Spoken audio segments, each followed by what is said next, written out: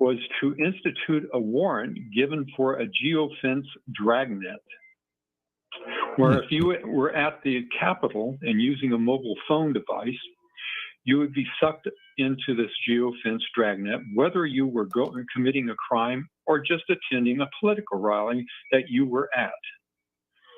Why is the FBI investigating everybody that just showed up at the Capitol exercising their constitutional rights to assemble, the majority of who were exercising their constitutional rights to assemble and didn't like the results of the election, which is their constitutional right? This geofence warrant collected pings from over 5,723 devices being in or near the Capitol.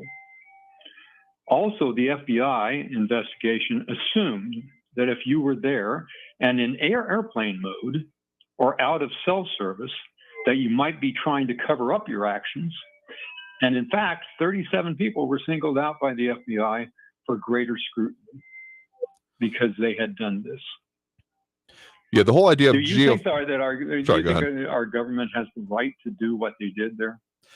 I mean, we're getting into a seriously outside, okay, just to put it entirely outside of January 6th. Yes, that is very important context for this, but to just take it into the even higher level of what is, okay, just even put the idea of what is geofencing in general? Honestly, that's a term I've been familiar with from the advertising perspective here. I mean, sometimes we have clients that want to make sure they're targeting only targeting El Paso when they have like digital clients, those kind of things. So we've often had some geofencing tools we've used in order to make sure that, for those purposes, again, for clients, that it's been something where they have a targeted area. So I've been aware of the idea of it, though being used in this way does bring up some existential questions. So essentially what we're talking about here is that digitally put into place, they are blocking off an area, a space here. For instance, in our uses, it might be like the people that were actually at, say, some event, some festival, those kind of things being targeted by ads. So that's more of an outgoing perspective. This one we're talking about definitely incoming and harvesting that data. A similar instance that people may have seen previously was about, I don't remember who put it out, but I want to say in like MITS 2020, 2021, there were examples of people capturing the metadata of people who had been to certain spring breaks, which had been identified as either major spreader or super spreader events, and then all the places they went back to, all taken from that kind of public data perspective. I had mentioned previously on the program OSINT, that open source intelligence, and how that was able to be collected that way. But of course, this is much more specific. We are talking about a defined geographical area here, in this case, talking about the Capitol grounds or thereby. It was actually a very interesting Wired article out earlier this week about talking about the idea of controversial geofence warrants. And what I can say is, not being a legal expert or not trying to play one on TV, is that the idea of mass collection of data is inherently controversy is the best way to put it, but a problematic one, because the entire idea of warrants is to, be specific. You can't just say, yeah, give me everything on this guy. They have to be asking for specific cause, for specific information. There's even been some issues with other mass collection techniques, such as police vehicles having license plate ID scanners too, which is, generally and granted out there and publicly available and to be viewed, but the idea of using extra tools on it without a warrant, so to speak, or that someone was subject to at the time, and in fact, in the case of this, going back in time, does raise some big questions that honestly have not really been answered by the courts yet. There's not a whole lot of precedent. This is one of those cases where law has yet to catch up with technology. Now, addressing specifically January 6th with this, it seems to be, from the indications and what I've seen about it, that it has been not exactly a shoot first and ask questions later thing, but definitely has been using as that set of data you're referencing there as a starting point for most of the investigation. So I guess I could see an argument that this is being started as a guilty until proven innocent, if not exactly in a court of law, in reference to should they be investigated or not. Yeah. Do you feel safe going to a political rally now if it sort of goes against the narrative by our government? I think that is a question people need to ask for themselves. Yeah. Really? Does that make you feel safe? Well, okay. I'm not a good example of this because, I have attended political rallies, but as a part of the coverage of them here. So I will say that being lumped in with it. I've attended political rallies, and I'm not too sure if I can do that anymore, because my government might be, not only listening in on my phone call right now, or my, my cell phone when I'm at a political rally that my government doesn't agree with. The distinction between a totalitarian authoritarian state, where you have no civil liberties, and a constitutional republic where your civil liberties are protected by a constitution granted by God, has to do with law enforcement, which can arrest you and take over or take your life, cannot investigate people in search of a crime. They're supposed to investigate a crime which they think may have been committed. Then they're not supposed to investigate you and then try to find the crime later. They're supposed to investigate a crime which you have committed and then arrest you later if they feel they have sufficient evidence that you committed this crime. And then you get to defend yourself. Not unlike what happened in the January 6th, where all these people got caught up in a big dragnet, were thrown into jail, taken away their constitutional rights because they've been put in jail and haven't had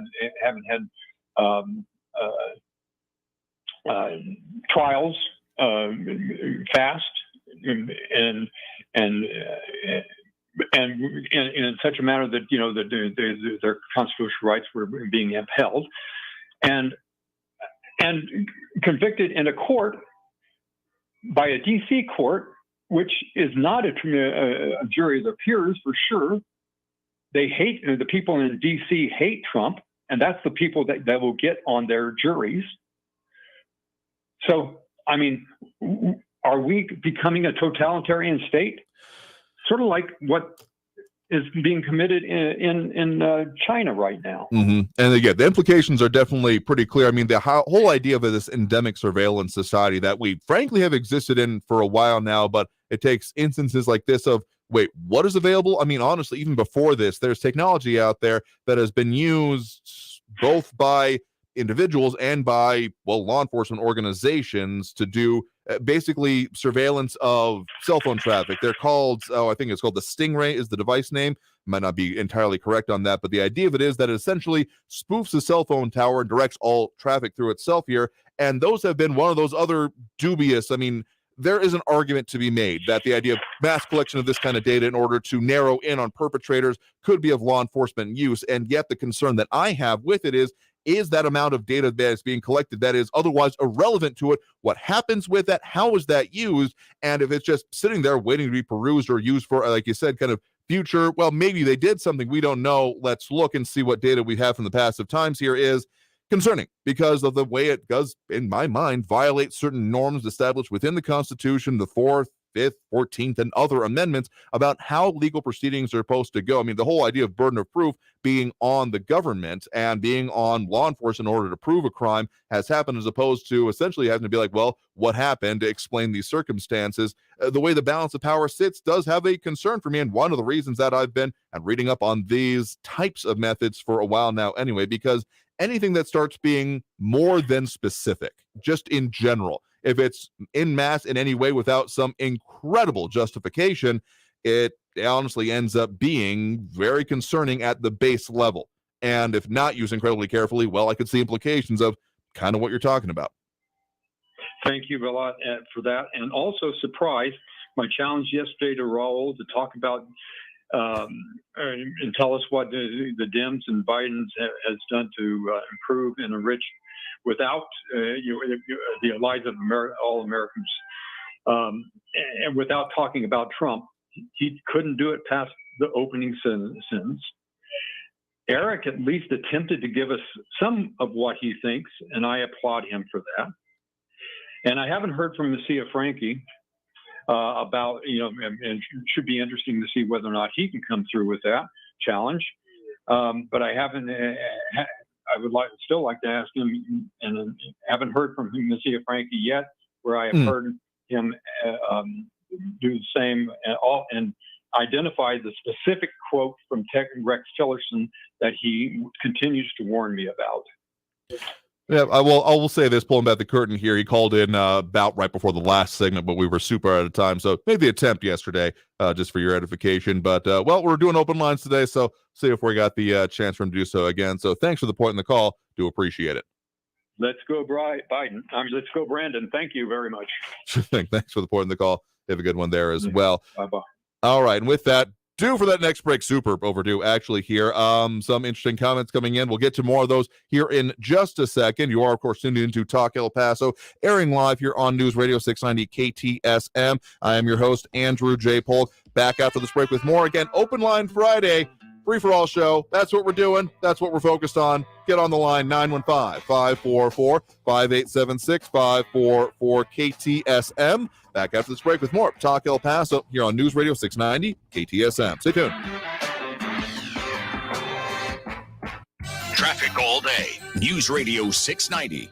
A lot of stop-and-go traffic on your El Paso freeways for your Friday commute. I-10 westbound Trans Mountain to Vinton, it's an 8-minute delay. It's bumper-to-bumper on the 54 southbound. Macombs down to Kenworthy, 7-minute delay. I-10 westbound slow, Airway to the Patriots, 7-minute delay there. And El Paso police just now responding to an injury accident, Sunland Park eastbound, approaching Donovan Drive. Kerry Edwards, El Paso traffic. This report is sponsored by General Dynamics Information Technology. Join GDIT to make a difference impacting the lives of individuals and families. We're hiring bilingual Spanish-English customer service representatives with part-time opportunities available. Apply now at gdit.com/make-an-impact. New on Curiosity Stream. Across the globe, coral reefs are dying, but not without a fight. Scientists discover a new heat-resistant super reef. What's its secret we can use to save the rest? It's breakthrough reefs of hope.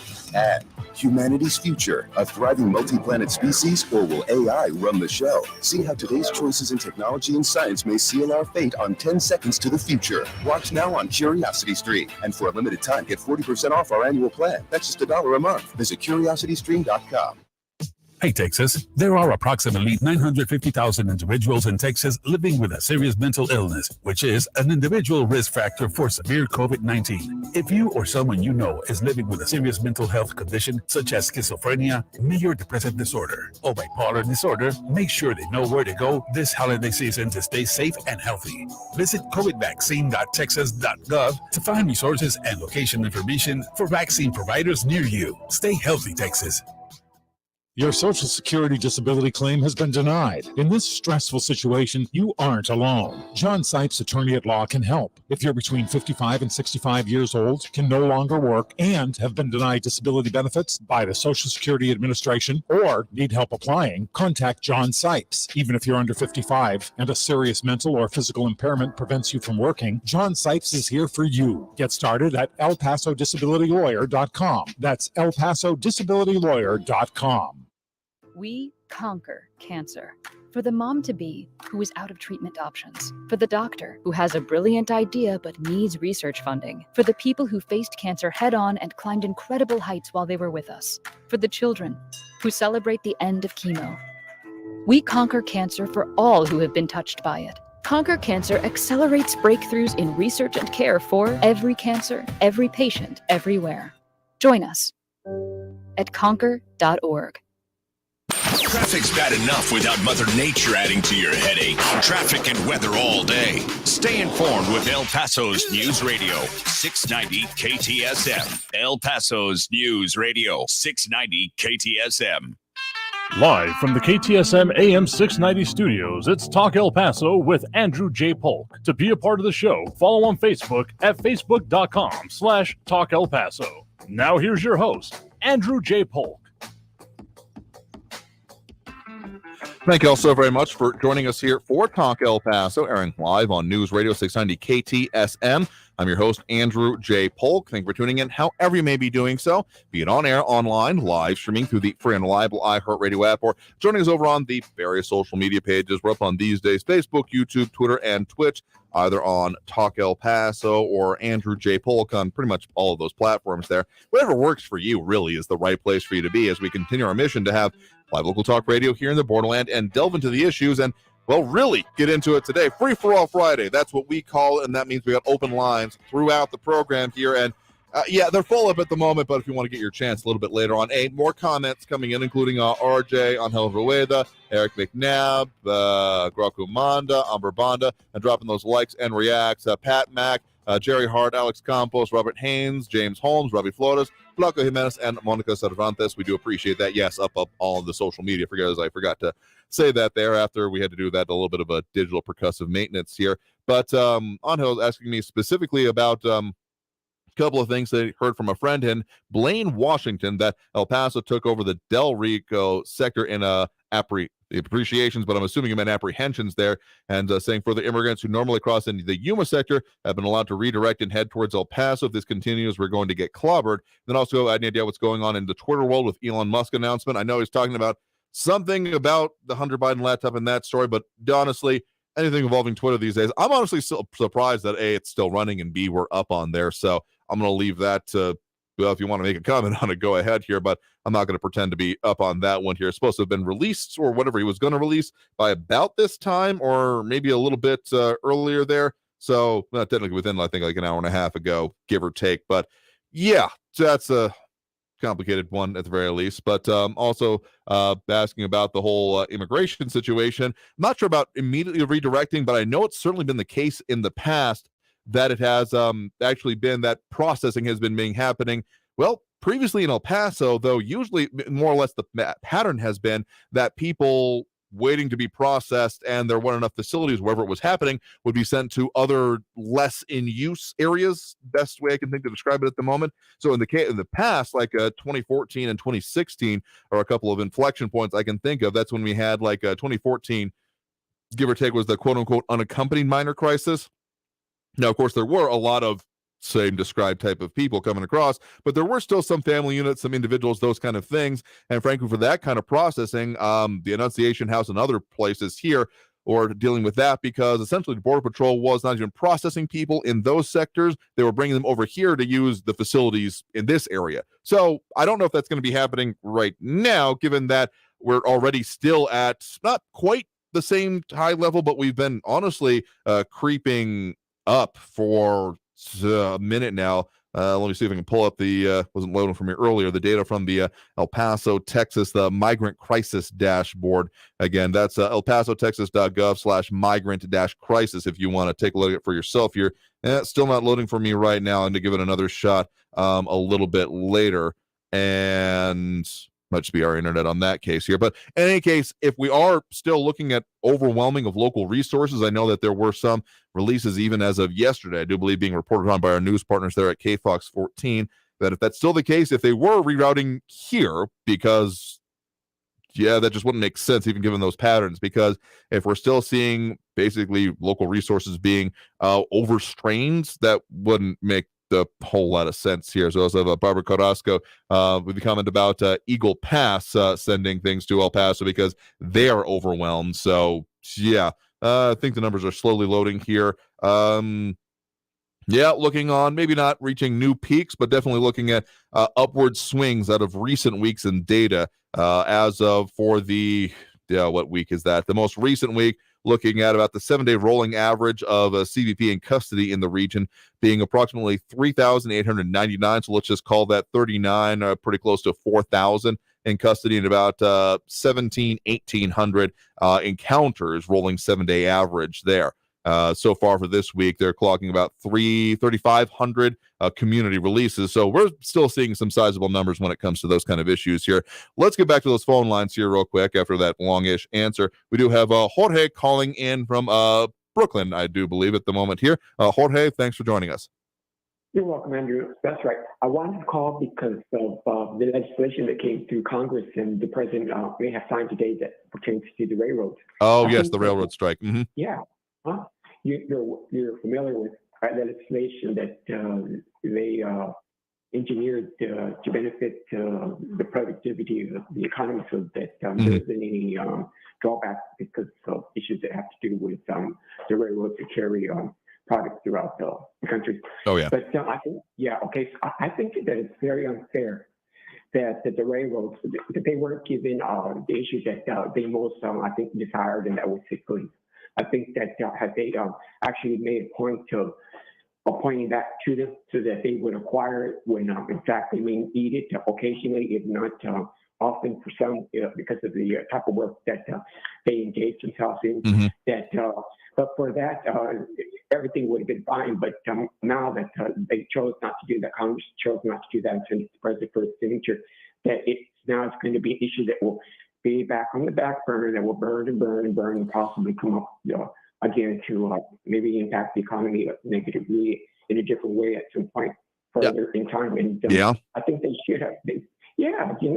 I just think they should have resolved the issue once and for all. I mean, that's what democracy is about, ensuring the productivity of the worker by way of the benefits that he receives in his work. And that's a benefit that is huge to the transportation workers who are engaged in the railroad practice that are a portion of our industry. I mean, that's what the whole country has been grounded on, is the railroads. So we know that it's definitely a backbone, railroads ran right through El Paso, and there are so many more throughout the country that even to speak of here, the mines that put transportation through here in the Northeast by way of the labor and the capital that was invested in it that have benefited us, and the growth to the Industrial Revolution. I just think that's sad that they didn't take efforts to resolve that issue. Yeah, so I think specifically you're talking there about, because there were certain benefits granted to the rail workers, increased pay, some bonuses and things, but the real sticking point, at least as far as I'm aware and heard of, has been on the sick days. That's been the part where it is, because I mean, sure, we're not talking about food preparation, because people who preparing your food not getting sick days is not just a bad idea, but frankly immoral, because then you're forcing someone to come and prepare people's food that are also sick. Like, that's just a bad recipe. But given as much as, I mean, given the very essential nature, we're talking about a railroad work of what it is in the backbone of the economy that it still is to this day, even if people don't necessarily always recognize that. I mean, truckers get their due, and they certainly do, but I mean, really, they are, without both of these aspects, railroads are significant. They are one of the major reasons that, hey, El Paso even exists, frankly. The railroads coming through here anywhere near the size that we are, even if things have changed there. So them not having any sick days and they're being asked for that 7 days, there are a lot of analysis of costs that I was looking at and how much it would cost the actual companies in order to do that here. But I got to say, so again, not strictly speaking the same as, like, say, again, food service workers, but still the idea of someone being forced to work while sick on such a incredibly important thing and running these multi-thousand-ton train loads of things, I would think that would be important. So yeah, I hope this doesn't simmer that long, because I don't see this being good in the long term if not seriously addressed. No, well, thank you for the opportunity to address something that really has disturbed me. Thank you, Andrew. Yeah, sure thing. Thanks for the point in the call. You have a good one there. You're welcome. All right. And with that, let's try to get back on track here. Get back to that next break right now. So again, if you want to get on the call, get on the line, that is. That number to call is 915-544-5876, 915-544-KTSM. It is Free for All Friday. Taking those calls throughout both hours of the show, already halfway down with the first hour, but we've got a lot more to go there. A lot more comments coming in as well, including one from Amber Banda talking about what is going on with some of those situations in Border Patrol and releases in our community. Talk more about that and, well, a lot of other things. We're taking on all the subjects, topics, questions, comments, concerns, etc. without both hours of the show here. So stay tuned. More Talk El Paso after this break. Again, that number one more time if you want to get on the line, 915-544-5876, 544-KTSM. Back after this break with more Talk El Paso here on News Radio 690 KTSM. Stay tuned.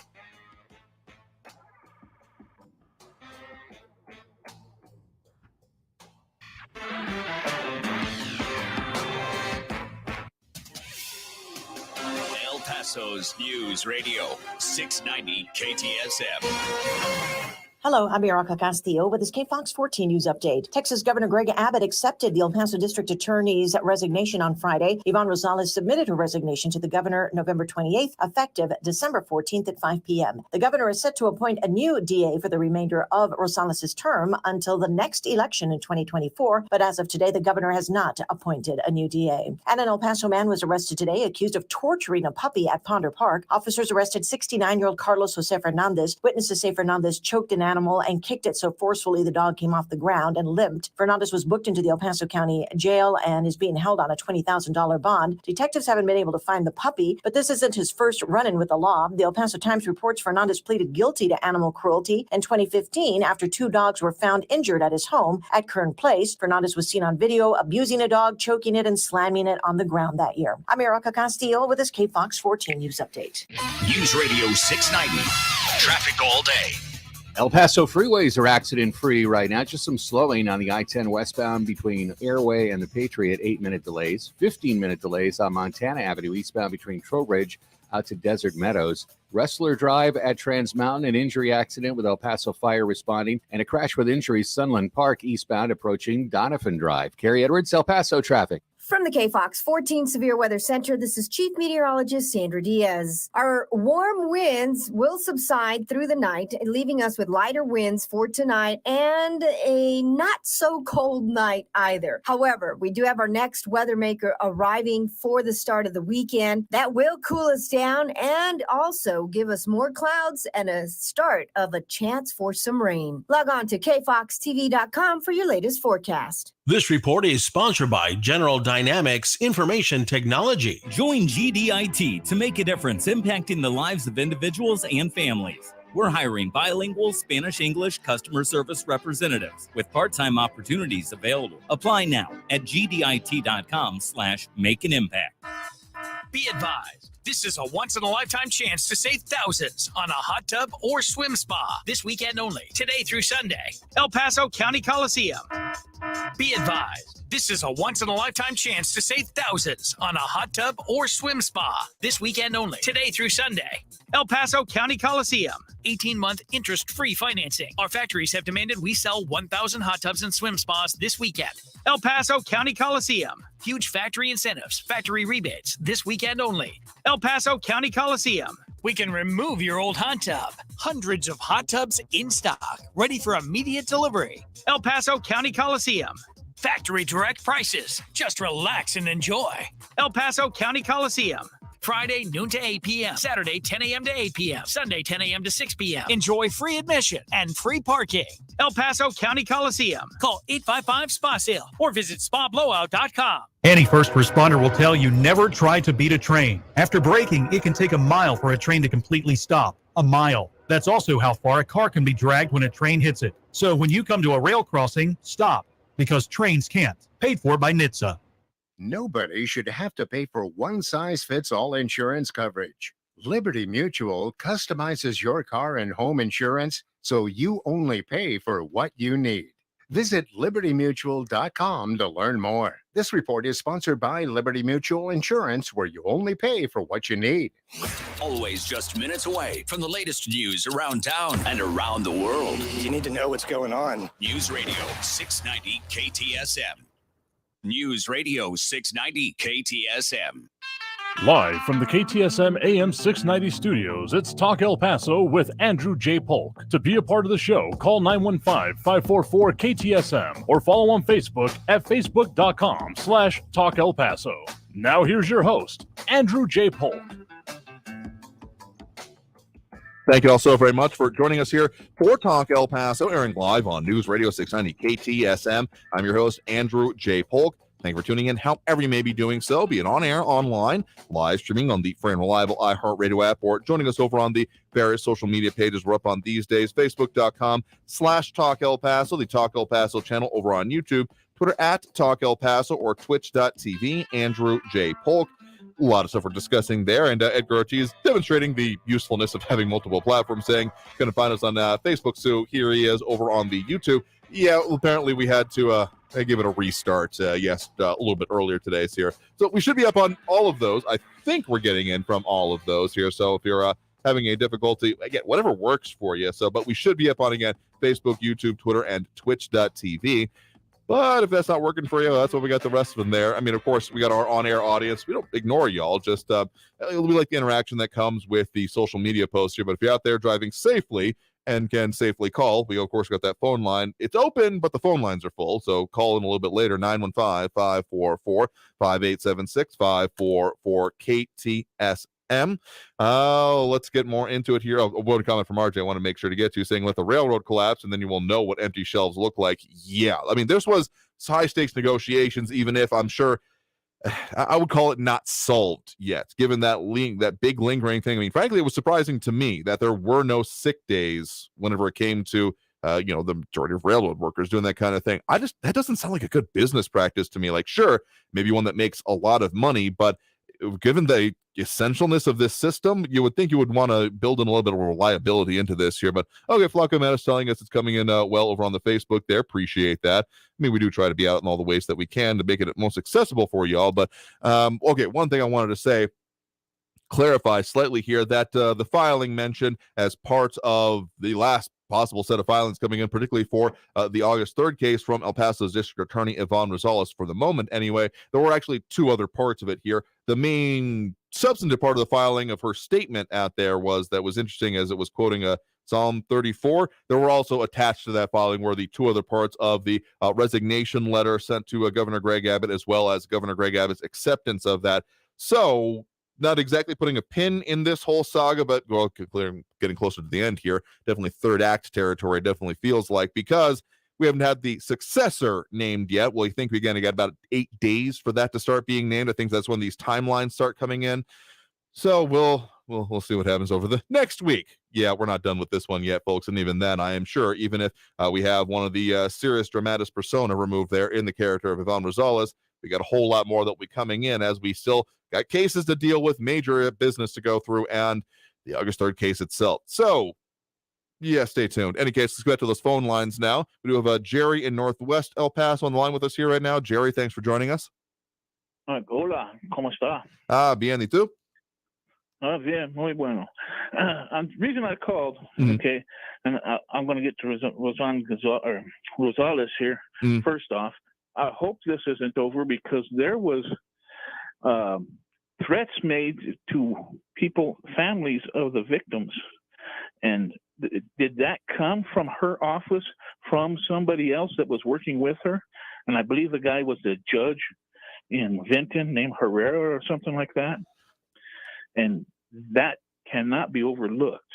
Yeah, I will agree with you there. And even if that's sorry, I keep using this phrase, and I'm not trying to insult cats, but this is seriously bat poop crazy. Let's go with that one here. This starts getting complicated and weird. And honestly, to the questions you're asking out there about what happened there, not a lot of answers, because both Yvonne Rosales, when she appeared in court earlier this week, and as well as Curtis Cox, the now former assistant district attorney, did not give any substantive answers. Now, these do not mean that they go away. In this case, them invoking their Fifth Amendment rights, sure that there was no answers garnered there, but their questions have been read into the record, and this doesn't just disappear. Mostly what they've done now is remove their input from it, any arguments that can be made, but yeah, it's a problem. And the fact that these were being asked in open court, as much as they may be being called as theories, like these are matters of factual record and being talked about by the actual members of the Hoffman-Roth family, the Hoffmans, etc., about being things that they experienced and encountered. So yeah, that can't just go away. So yeah, okay, what I meant about the whole saga involving the district attorney's office doesn't go away, but I think you are correct in what you're talking about there, that yeah, this might not be over for Yvonne Rosales either. I mean, this could potentially end up in other, even separate court cases for, even just contempt of court kind of things. Well, I'm surprised that she's using biblical language to defend herself or claim to defend herself when she doesn't even understand what that means. She's one of the perpetrators in this, causing this of everything going on right now. It goes back to her desk. Mm-hmm. And so, let me go on to another subject here. Oh, sure. And please, the audience, when you call in, please do not go put talk on your phone, conference call talk. Put it on for speaker. Mm-hmm. There's people like me out here that have hearing problems. And your last caller was talking about the railroad. I got maybe 30% of what he was trying to discuss. Because of the echo, there's an echo that occurs, and there's background noise, and that interferes in the conversation. Okay, I want to bring up one more subject. If I was to call you and I was to bash Jewish people and call them names, would I be fairly labeled as an anti-Semite? Given the very base description you give there, I don't think it'd go over well for you, but I think that would probably be one of the ones applied to you there. I'd tell you we'd move on from that kind of a concept, certainly. Yes, okay. So if I was to call in and I was to bash dark-colored people, they call them black, but they're not black. They're just a darker brown, or brown-colored people, and everybody incidentally has a color. White people aren't opaque or white. They have a color to them. If I was to do that, would I be called a racist? That would seem to be the correct sobriquet in that case. So why are people getting away calling you? And I know you counter them the best ability that you can, and that they're bashing Christians, and they're trying to get away with it. Particularly a guy named Eric McNabb. And if you would allow me a few minutes here, Mr. McNabb, there many of the charities that help people around the nation, including in El Paso, are Christian charities. And I'm going to give you a few. The Lutheran Mission down in the South Valley, every Saturday, they have a free clinic. So people that cannot afford a doctor can go to this free clinic and get looked at by a doctor or a dentist. That's a Christian organization. The people that are feeding El Paso, right? El Paso Hunger Mission, is that what it's called? El Pasoans Fighting Hunger, I think what you're talking about. Yes, that's a Christian organization. It's supported by a national Christian organization. Okay. Okay, there's other people in it. Salvation Army provides food, shelter, disaster relief, jobs, and homes to local people. Angel Tree provides Christmas presents to children of imprisoned parents. The children, their parents are in prison. Angel Tree buys them gifts, their children gifts for free. The Christians do that. Compassion International, supporting children worldwide with food, clothing, clean water, and housing. Catholic Relief Services, the Salvation Army, 8 Days of Hope. This group goes to places where there's disasters like floods or hurricanes or wildfires. And they go in and they help the people rebuild their house for free. Okay? Mr. McNabb, I hope you're listening. Christian Blind Ministries goes into 30 different countries and helps children that are blind to see. They do operations for free. World Vision, feeding the hungry. And there's many others. Now, hospitals run or started by Christians. St. Joseph's, Cure International in Afghanistan. St. Thomas, Children's Support. I believe it's St. Jude's is the one that does it for children for free. You always see them on the TV. Oh, sure. Those are Christian organizations. Okay, Mr. McNabb, when you talk badly about Christians, you're talking about 3 trillion people.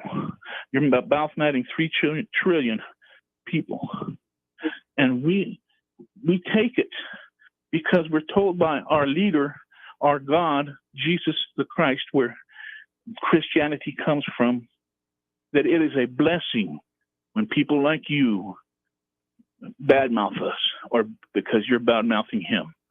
So we consider it a blessing when you do that. So please, Mr. McNabb, please understand, you're blessing us when you call us names and stuff like that, because we sit and we take it.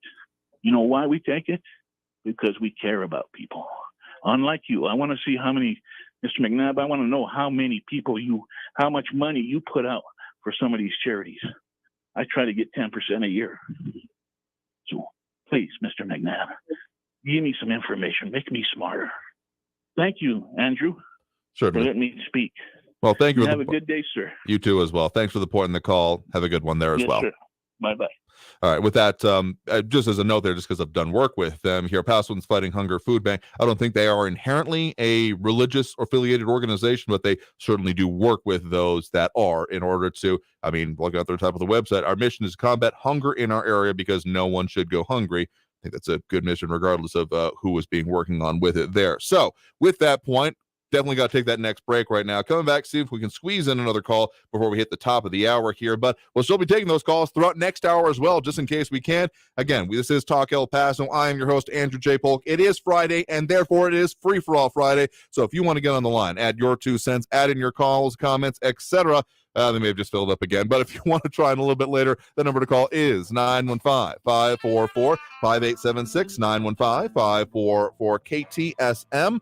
Back after this break with more Talk El Paso here on News Radio 690 KTSM. Don't go anywhere.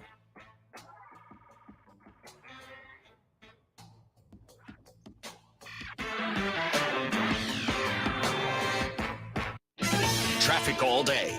News Radio 690. On your Friday traffic, I-10 westbound continues to be slow from Hawkins to the Patriot with 8-minute delays this afternoon. Montana Avenue eastbound between Trowbridge and Desert Meadows, that's a 17-minute delay. Westbound on Montana Avenue after Geronimo, an injury accident starting to slow traffic. And El Paso fires responding to an injury accident. Wrestler at Trans Mountain. Carrie Edwards, El Paso traffic. This report is sponsored by Staples Stores. Staples is your one-stop destination for shipping supplies and services. And right now, get 50% off shipping boxes, mailers, or tubes when you buy 5 of the same item. Offer ends 12/31. Exclusions apply. Visit staplesconnect.com/shipping for details. Staples, the best kept secret in shipping. Mario Cordy Lopez here with a fresh breath tip for the holidays. We all love the parties, friends and family, but up close moments can be awkward. Yeah, they can. Smart Mouth mouthwash gives you 24 hours of fresh breath confidence with just 2 rinses a day. Smart Mouth is clinically proven to eliminate and prevent bad breath all day, and rinsing at night even stops morning breath. Wow.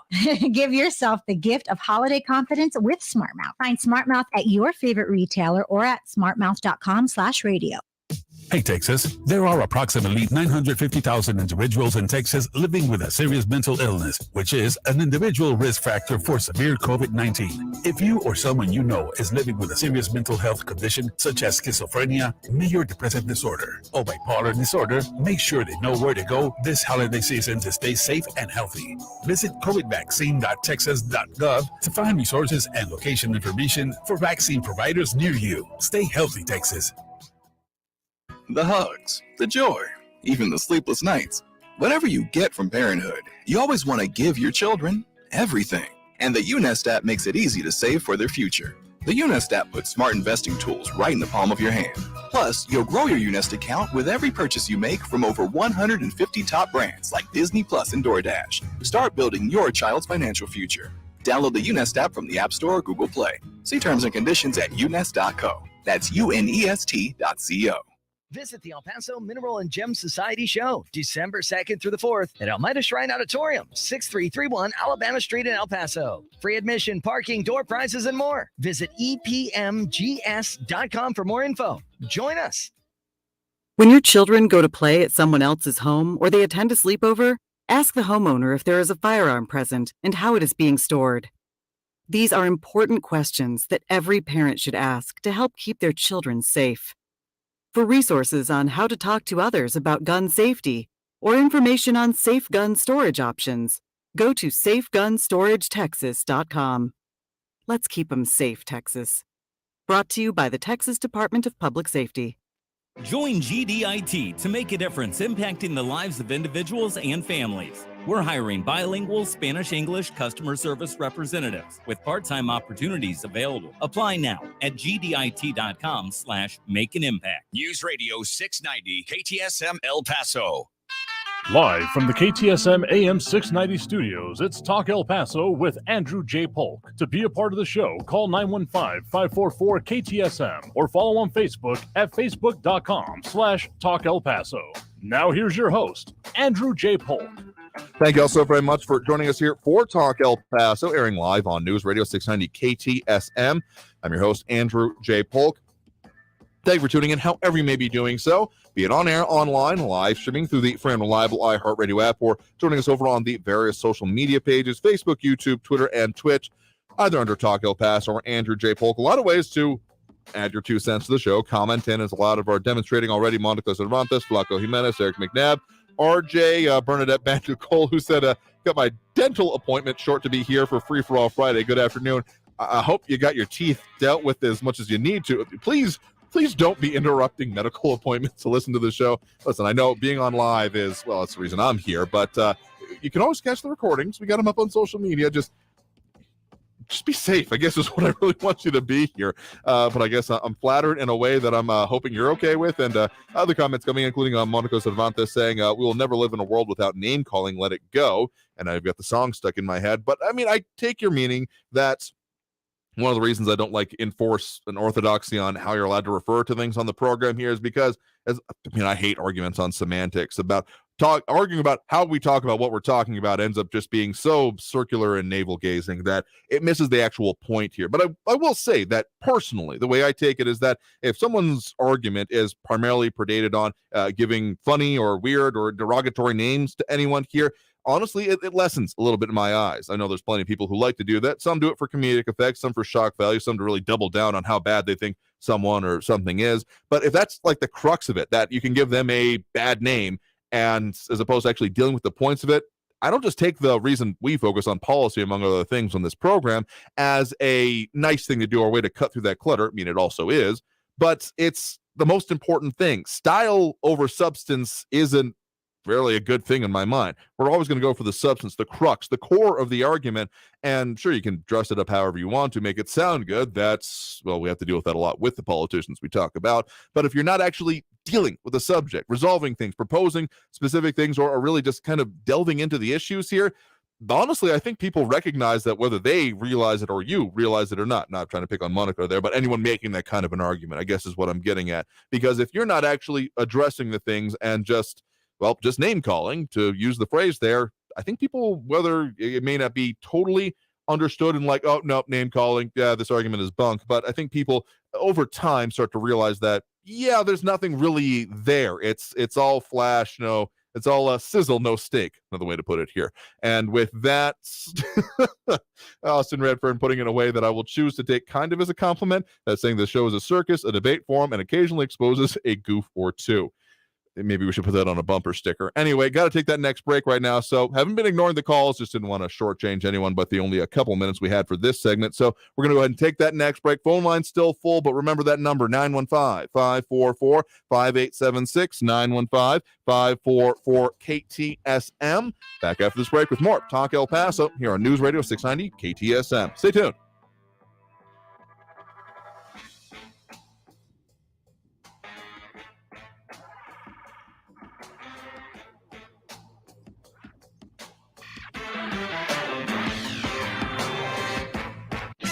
Traffic all day. News Radio 690.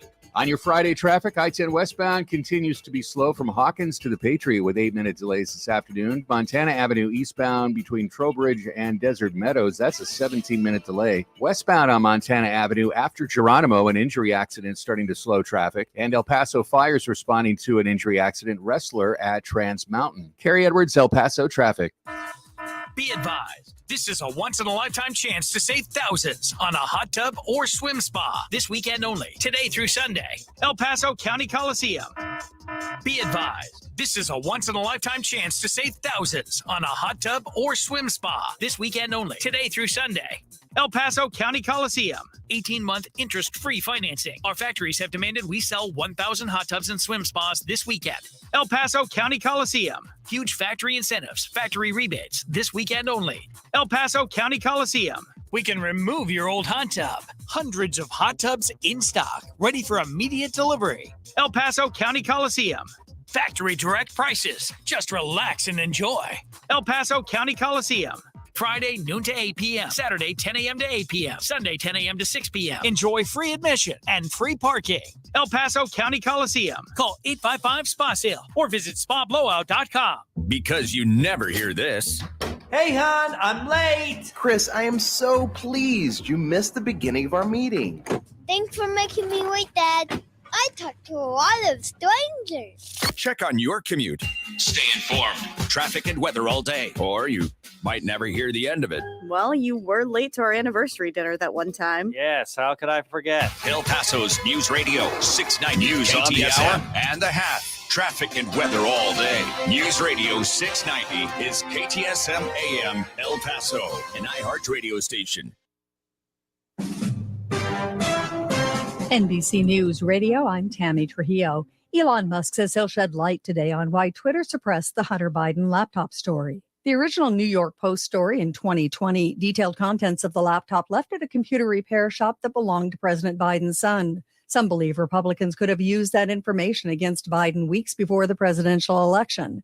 At the time, Twitter put the story on lockdown and refused to let users share it, claiming it could be disinformation. Twitter CEO Musk tweeted today, what really happened with the Hunter Biden story suppression by Twitter will be published. A coalition of railroad workers is slamming both Democrats and Republicans over the passage of an agreement to stop a potential strike. The Railroad Workers United group says it was despicable that both parties opted to side with big business over working people. The group criticized President Biden and House Speaker Nancy Pelosi over pushing through an agreement most freight rail workers had previously voted to reject, and called out Republicans for voting against providing workers 7 days of paid sick leave. The coalition said workers should have the right to bargain collectively and to freely engage in a strike whenever members see fit. Houston police are announcing the arrest of a man accused of gunning down the rapper known as Takeoff. In making the announcement, Mayor Sylvester Turner said gun violence has to end. That this was a case of a young man taking the life of another young man for no reason. The rapper, whose real name was Kershnick Ball, was 28 years old and part of the Migos group.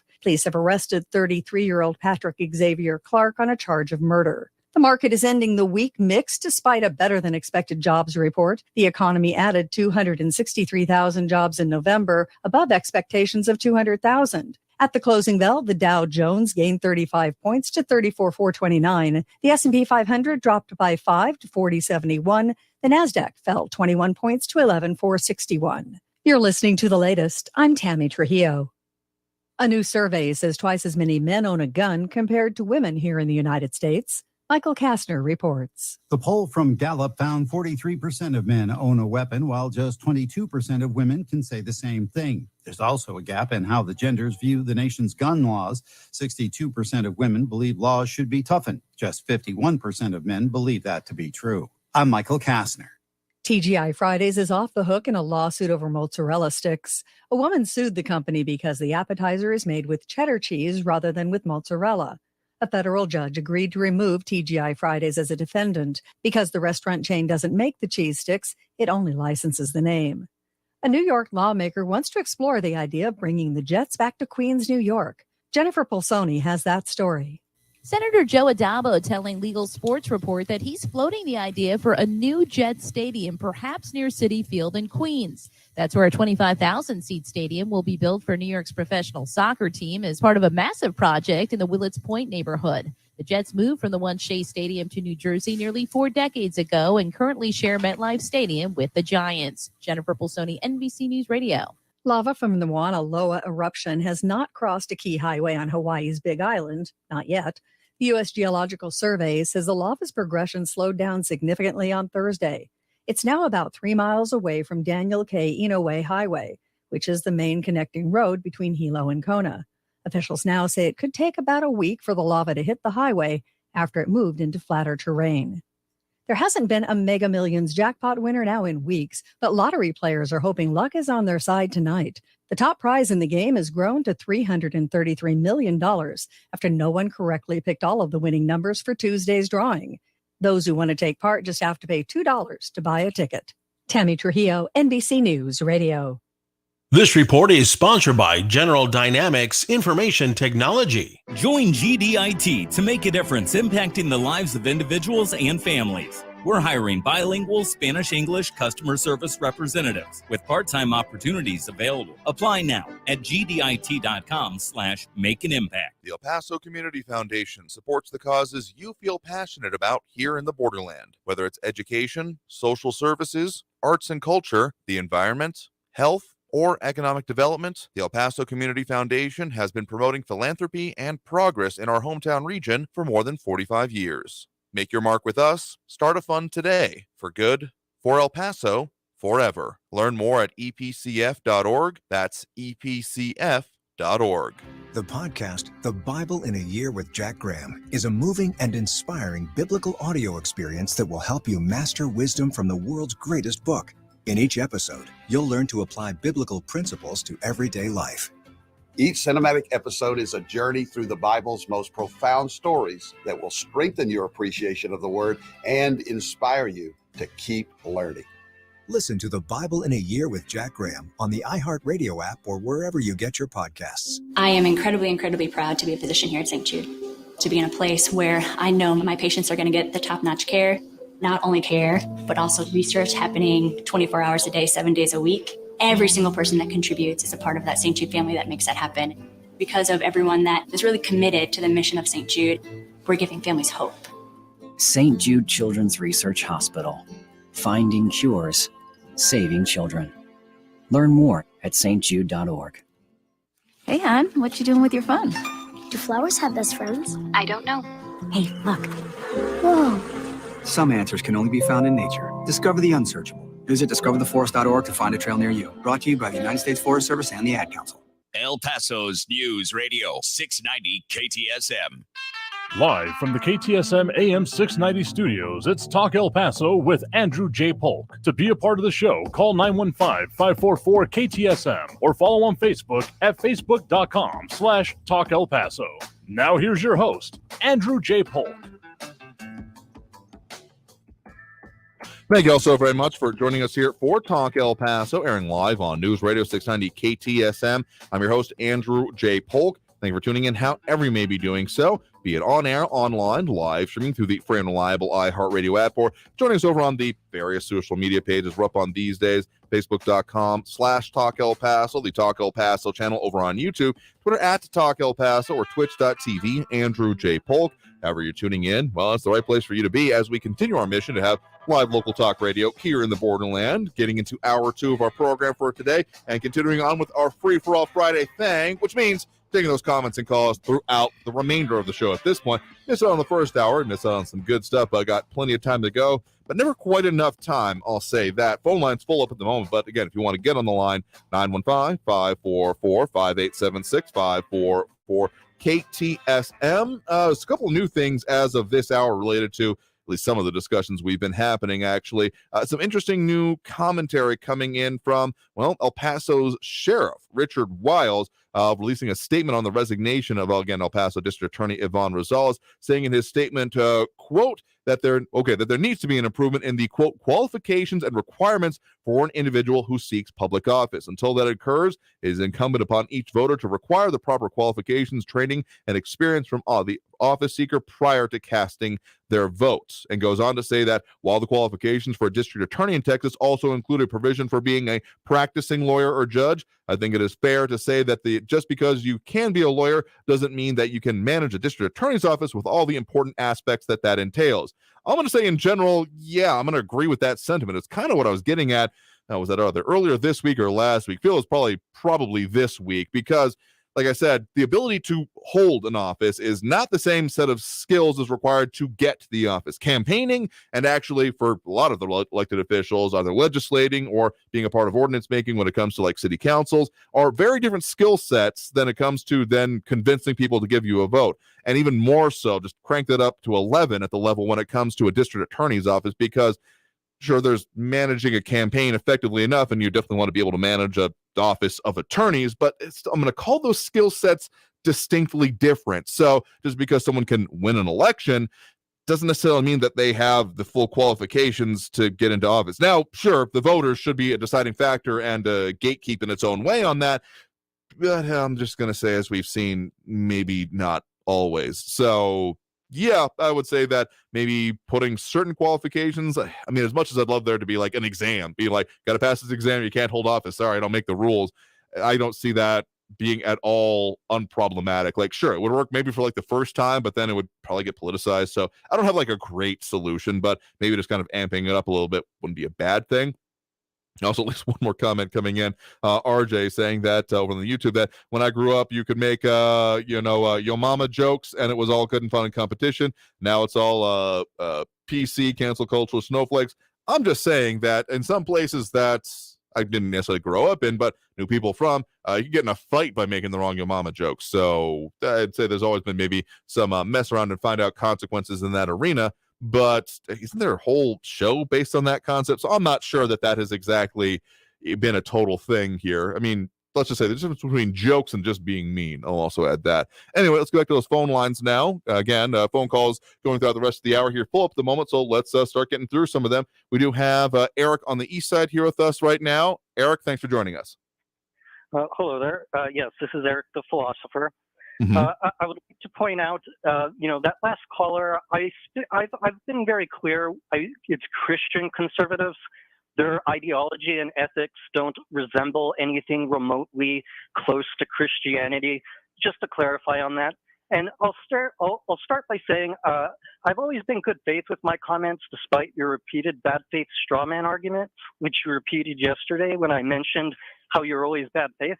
You just responded with your normal straw man arguments. And I never said anyone was advocating for genocide. That is a complete lie. I've also never threatened anyone. I also try to appeal to reason and discuss ideas in intellectually honest ways. I'm not making the absolute statements you say I am. And with that being said, words mean things. I'm not far left because I oppose Barbara Carrasco's advocacy for militant white supremacy. I will provide quotes for what I'm about to say. You claim to care about white supremacist labels being taken seriously, so Yeah. I'm sure you're going to allow me to finish these quotes. Barbara links far right-wing white supremacist literature and sources on your Facebook page during these calls. She openly opposes interracial marriage, thinks Mexicans, with the help of Mexican Americans, are trying to take back the Southwest of the United States, and thinks more brown people coming into the country is going to cause a civil war and destroy the country. Okay, I'm going to take a jump in here because you said you were reading quotes. Well, these are your perception of these statements here. And also, let me just say that you're calling it always objective. Let's just read a quote that you said a little bit earlier in the show here. Conservatives are always motivated by fear and ignorance. We're going to call that an objectively true fact and not at all something that would be considered a non-falsifiable belief, that's AKA an opinion. I know, but you didn't let me get to the quotes that prove, without a doubt, everything that I had claimed. Now I'm going to get to the quotes, okay? If you don't mind. Sure. She shared one link in the recent past of a hardcore white supremacist author who, in the article they shared, describes a book called The Camp of Saints, which is like the Turner Diaries. He described it as prophetic. People who aren't racist have been quoted as saying it conveys themes described as racism, xenophobia, nativism, monoculturalism, and anti-immigration content. The novel is popular within far-right and white nationalist circles. That article then says, and I quote, with over 15 million illegal Mexicans within America, La Raza, the race, in quotes, works to recapture the four border states back into Mexico. Texas, New Mexico, Arizona, and California. That's from the article she linked. And the white supremacist book I've referenced in the past, it's about how brown people coming into the country is going to cause a race war and destroy the country. Now I'm going to quote the author of that book. He's the president of this white supremacist Christian conservative organization called the Council of Conservative Citizens. Their stated principles are: we believe that the United States derives from and is an integral part of the European civilization and the European people. We also oppose all efforts to mix the races of mankind to promote non-white races over the European American people through so-called affirmative action and similar measures to destroy or denigrate the European American heritage, including the heritage of the Southern people, and to force the integration of the races. This author, I literally saw a C-SPAN video of him leading a white supremacist chant, singing some old racist Virginia state song about how black people want to be racist again in front of a Confederate flag. There is zero way. She shared this literature on your Facebook page, and you have continually defended it by saying the balkanization of the United States is a legitimate concern within national security experts and within political circles and academia. It isn't. There's no legitimate concern of a civil war between races or more brown people destroying the country in this way. These aren't legitimate right-wing immigration ideas.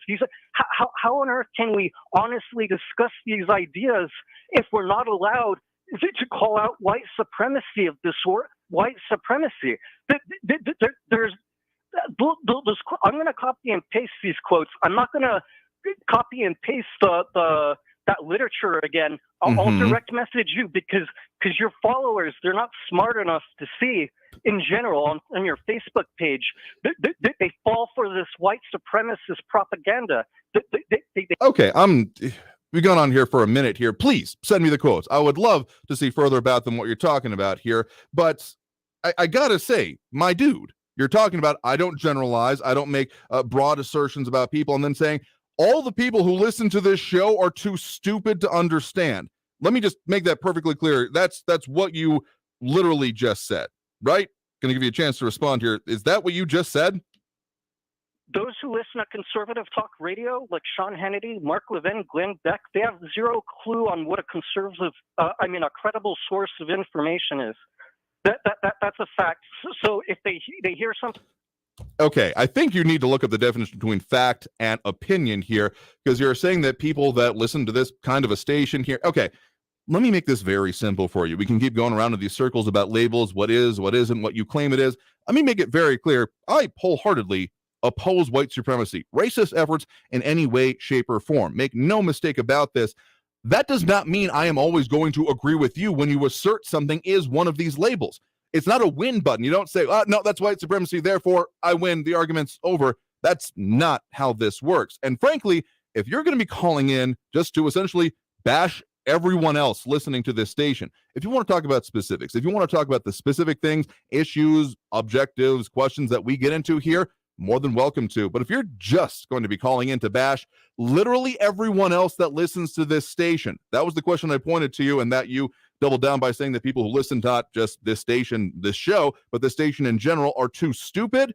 We're going to move on from that, because if you got issues with people that have literally done nothing to you, if you got issues with some of the national ideas, things that have been put forth by politicians, please bring up your grievances with them. But if you're just going to say, and everyone liked them, I mean, we're basically getting to you people arguments. Do you realize that's what the level we're at here when you keep bringing this stuff up? There are important issues ingrained in the stuff that you're talking about here, but the way we are getting to it ends up being and therefore you're all awful, to try and boil it down to its, what you keep calling straw manning. But there's a pattern here, and I need you to see it. Otherwise, we're just going to keep moving on. Anyway, I guess I appreciate the point and call for what it's worth. Yeah, I'll leave that worth up to the individual here. We're going to take another break here right now, folks, and coming back out of the break, getting to more calls on the line and hopefully talking about some of the issues. It is Free for All Friday, so I feel fully called this airstrike on myself, but in any case, we'll keep talking about the things that are important to you all, and let's just say that the ability to call in doesn't mean you're going to get the rest of the show. Not how that works either. Hell, we don't give our guests the rest of the show. Any case, more Talk El Paso after this break. The number to call is 915-544-5876, 915-544-KTSM. Back after this break with more Talk El Paso here on News Radio 690 KTSM. Stay tuned.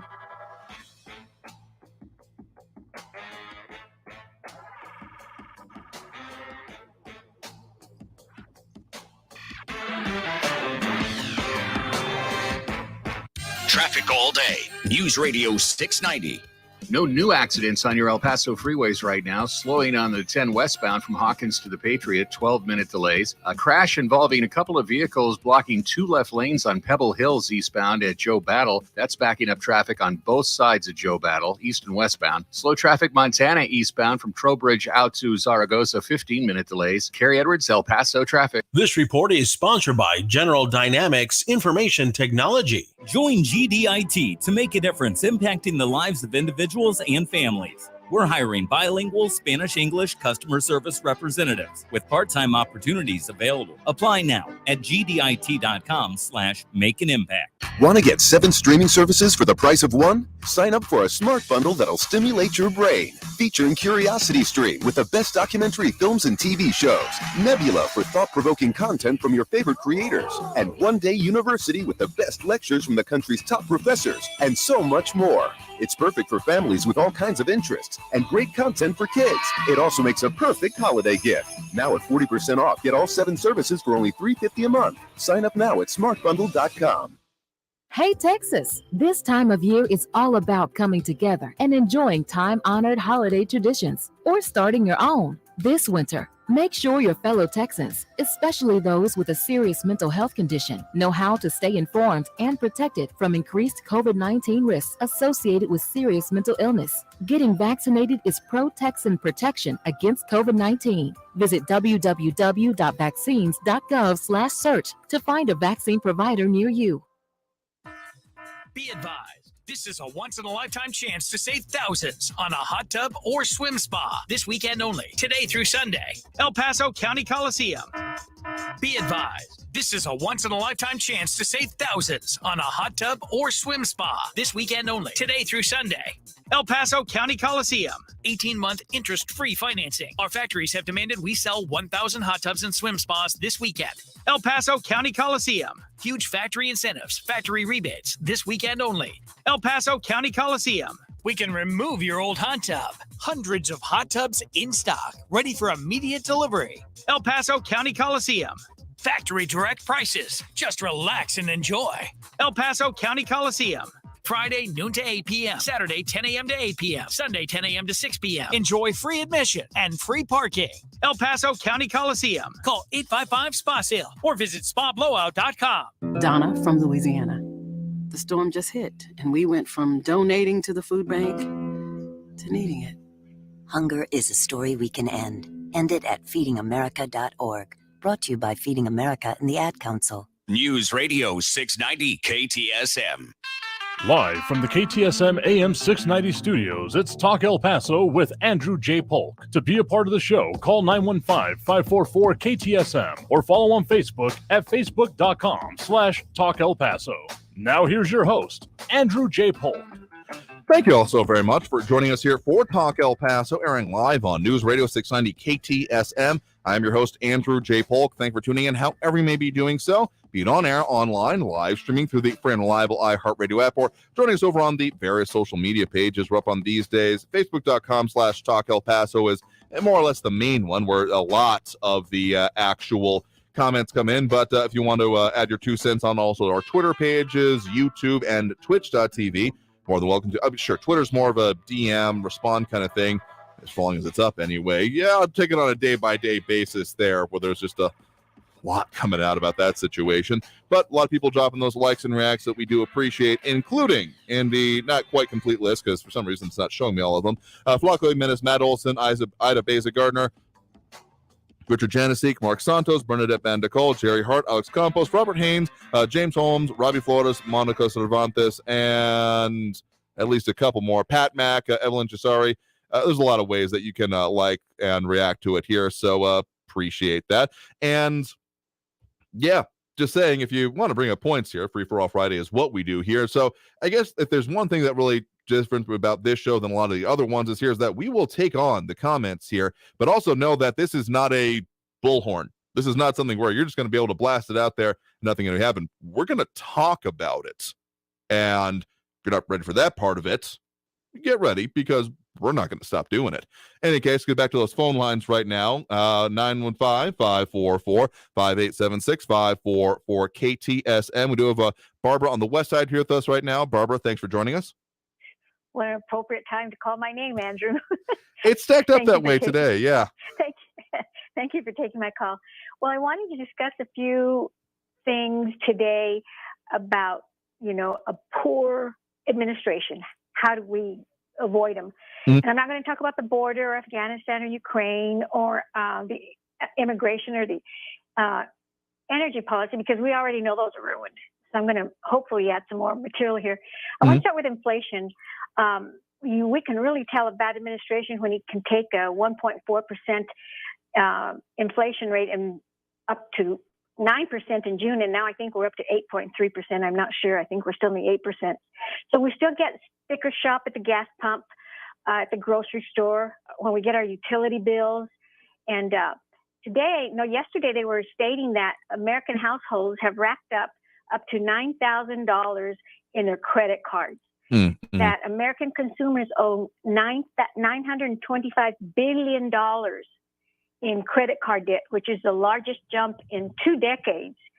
And they also said that personal savings is 1/8 of what it was pre-pandemic. That's really scary. And 401ks have lost about 30%. And this is coming from the Federal Reserve Bank of Louisville. So those are things that we need to take into account. And then I want to talk about transparency. You know, when President Biden took office, he said that he was going to be the most ethically rigorous administration in history. And yet in the first 14 months of his administration, he issued 50 waivers, and he also issued secret waivers. And these people work within the high levels of the administration that draft and make policies. I'm just going to give you a list of a few of the ones that he's given a secret waiver to. Mm-hmm. And one of them is the Energy Secretary, Jennifer Granholm. And he gave one to Buttigieg, our Transportation Secretary. And Becerra and 30 others at HHS have gotten waivers. He's also given waivers to union officials who work within agencies throughout the federal government that oversee the federal workforce. And then they have, I don't know if this is a female or a male. The name is Sharanya, and she worked with Amnesty International, and that's a left-wing humanitarian group. And what she does, she's a senior counselor to Mayorkas. Listen to this. The department told the administration that without giving her a waiver, it would result in serious limitation and inefficiencies that would impact several of the department's important missions. And he further stated that it was in the public interest to give her a waiver. Now, Amnesty International is the one who pushes politicians internationally to stop associating the word illegally with immigration. And you'll remember that Mayorkas changed the mission statement of DHS, stating that just because they're here illegally doesn't necessarily mean that you have to deport them. So she has definitely having an effect on what DHS is doing, and especially as a senior counselor for Mayorkas. And then we can measure bad administration by the hiring practices. The Biden administration does not hire based on experience or knowledge or expertise, something that a corporation would look to in a potential hiree. They hire based on color of skin, gender identity, ethnicity, everything else but skills. That's how we got our vice president, because she was going to be the first Black female, and she's incompetent. Then we have Buttigieg, who believes that bridges are racist.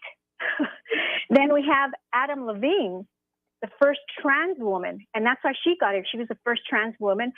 Buttigieg was the first openly gay person. And then we have the Sam Brinton, who is a nuclear engineer in the energy department, who's a thief. He made national news. He stole a suitcase from the airport and then claimed he didn't know he had it or something like that for 3 months.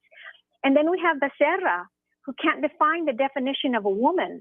He's okay with boys going into the girls' room and men going into the women's room and girls and boys playing in the women's sports.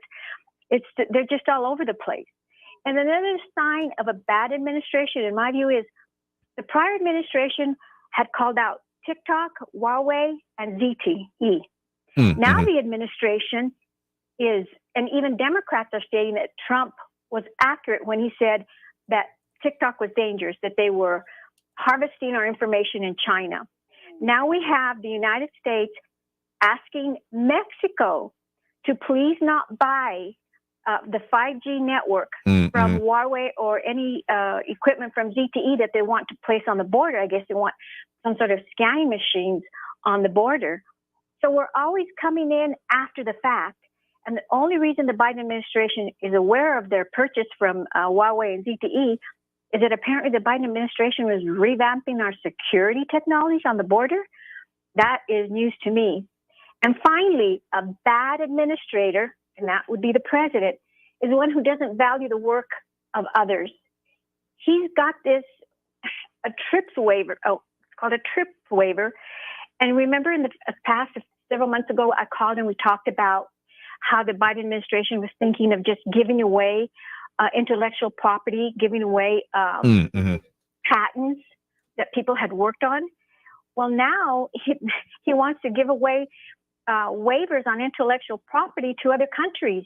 Imagine how much money companies put into it, the pharma, just to develop a drug. And he's saying it's okay to give this to China. I mean, China's already been built on our back. How much more does he want turning this over to them? They need to be more vigilant. I mean, they should be watching why China's buying property, why China's buying our farmland, why China is allowed to put towers in places, why they have their own police stations in the U.S. I mean, we have an administration that doesn't know what to look for until they're in the middle of the puddle, which is really sad. So, and then another thing, President Biden lies a lot. He told us that we had the lowest inflation rate in the world. Well, that's not true. We're number 13. I think there's 13 other countries that have lower inflation than we do. So these are signs of people, we voted for the wrong guy. They took out this old man from the basement, they dusted him off, and then they put him out there, and here we are. So I'm hoping that we don't make this mistake again. I know it's 2 years, but 2 years can be a really short period of time based on what America is now going through. And I don't even know what to say to Eric. But Andrew, you have a great weekend. You too as well. Appreciate the point in the call. You have a good one there. You too. And actually, not quite since the start of our show here, actually, AP, let me pull in the article here. AP reporting, title of it, FBI director raises national security concerns about TikTok. And yeah, a lot of these things sound similar to what may have been brought up during the previous administration. It's one of the many reasons, as much as we're on a lot of social media, I have never downloaded TikTok myself. I mean, sure, all of it's harvesting my data. I understand that, but I guess there's a compunction about it going to a foreign and erstwhile hostile, quote unquote, government, essentially, because, I mean, it is a fact of the matter that the Chinese Communist Party treats anything of Chinese origin, be it companies, persons, etc., as essentially an extension of itself. If it doesn't serve the interest, it's not going to do very well, at the very least here. And this is one thing I haven't been able to confirm, but it's concerned me, the way I've been able to hearing about it, that the way TikTok is presented within China and that's sort of out of it are completely different. That's a lot of like just fluff out here. There's a lot of just, navel gazing and, self-aggrandizing and maybe thirst traps, whatever you want to call it here. There's a lot of it, but that within China, that particularly those under like 14 are shown like educational content, how to do science experiments at home, about actually, improvement, self-improvement, those kind of things. And that's what they demand for themselves, but not what they allow to be put out there. So that one I've been able to see in an actual Chinese version of it here. But let's just say, given knowledge and experience with what the actions are, including some of the other things mentioned there about cross-border enforcement from the Chinese Communist Party, I guess I wouldn't be surprised if that were to be accurate there. So we got a next break to take here. Got a lot more comments coming in and a lot more calls we'll be getting to on the line. It is Free for All Friday, so if you want to add your 2 cents, you can certainly do so by calling 915-544-5876, 915-544-KTSM. Back after this break with more Talk El Paso here on News Radio 690 KTSM. Stay tuned.